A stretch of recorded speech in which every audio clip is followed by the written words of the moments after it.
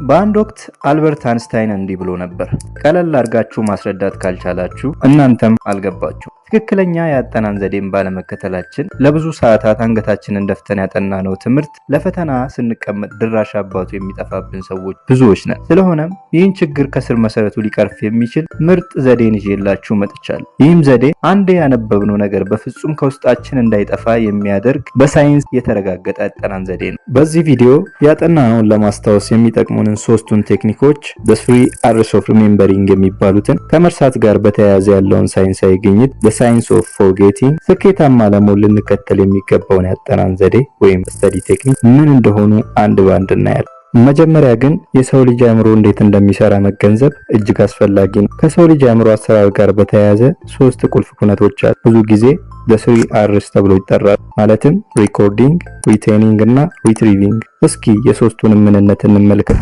ሪኮርዲንግ ጥናት በምናጠና ሰዓት አእምሮአችን በመጽሐፍት ውስጥ ያሉትን አዳዲስ መረጃዎች የሚመዘግብበት ሂደት ሲሆን ለጥናት ብዙ ትኩረት በሰጠን ቁጥር በአእምሮአችን ውስጥ የሚመዘገበው መረጃ በዚያው ልክ እየሰፋ ይሄዳል ማለት ነው።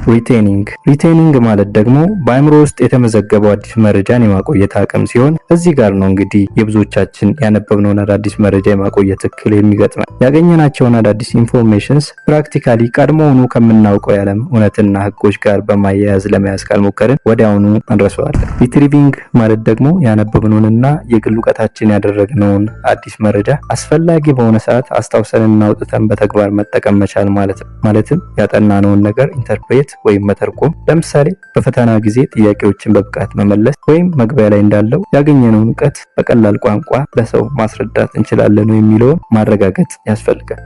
በመቀጠል እስኪ ለምንድነው ነገሮችን ቶሎ የምንረሳው የሚለውን እንመልከት።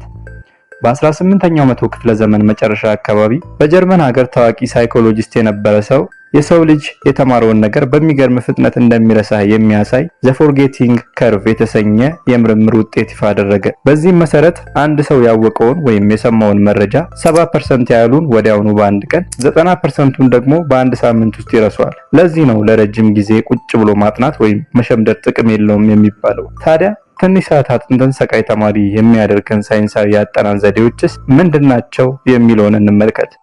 አንደኛ፣ ለማስታወስ ከመጣር ለመረዳት መሞከር። አንብቦ ለማስታወስ መሞከር ትርፉ ድካም ብቻ ነው፣ ወይም ሊጠቅም የሚችለው ለአጭር ጊዜ ብቻ ነው። አንድ ነገር ፍሬ ሐሳቡን እንጂ ቃል በቃል ለመያዝ መታገል አያስፈልግም። ሁሌም እነዚህን ሁለት ጥያቄዎች ራሳችንን መጠየቅ ያስፈልጋል። አንዱ፣ ያነበብነው ነገር ቀድመን ከምናውቀው ነገር ጋር ያለው ግንኙነት ምንድነው? ሌላው፣ ይህ ሐሳብ እንዴት በጋዱ ዓለም ላሉ ችግሮች መፍቻ ቁልፍ መሆን ይችላል የሚለውን። ያ ሲሆን ነው የነገሩን ፍሬ ሐሳብ የምንረዳው። ሶስተኛ፣ የተማርነውን ለሌላ ሰው ማስተማር። የተማሩትን ልክ እንደ አስተማሪ ሆኖ ማስተማር ድንቅ ያጠናን ዘዴ መሆኑን ስንቶቻችሁ ታውቃላችሁ? ምናልባት የምናስተምረው ሰው ባይኖርስ ትሉ ይሆናል። ነገር ግን የተማሪ ፊት ቆመን እንዳለን በውስጣችን በማሰብ ማስተማር እንችላለን። ልብ በሉ፣ በቀላል ቋንቋና በቀላል አገላለጽ። ካልሆነ አልበርት አንስታይን እንዳለው ሐሳቡን ገና አልተረዳነውም ማለት ነው። እነዚህ መንገዶች ከተከተልን ውጤታችንን በሚገርም ሁኔታ ማሻሻል እንችላለን። ስለዚህ ያነበብነውን መያዛችን ለመፈተሽ የተለያዩ ጥያቄዎችን መስራት፣ ረጅም ሰዓት ከማንበብ በየመሃሉ እረፍት መውሰድ፣ አንድን መጽሐፍት ብቻ ሳይሆን የተለያዩ ሪፈረንሶችን መጠቀም፣ ያነበብነውን በውስጣችን ማብሰልሰልና ስዕላዊ ትርጉም በሚሰጥ መልኩ በጥልቀት መመርመር ያጠናነውን ነገር መቼም እንዳንረሳው የሚያደርጉ ናቸው። እስኪ ጥናትን በዚህ መልኩ አድርጉትና ካልተለወጣችሁ እኔ ልቀጣ። ሐሳባችሁን በኮሜንት ከተመቻችሁ ደግሞ ላይክ ማድረግ እንዲሁም ሁሌም ጠቃሚ ቪዲዮ እንዲደርሳችሁ ሰብስክራይብ በማድረግ የደውል ምልክቷን መጫን አትርሱ። መልካም ጊዜ።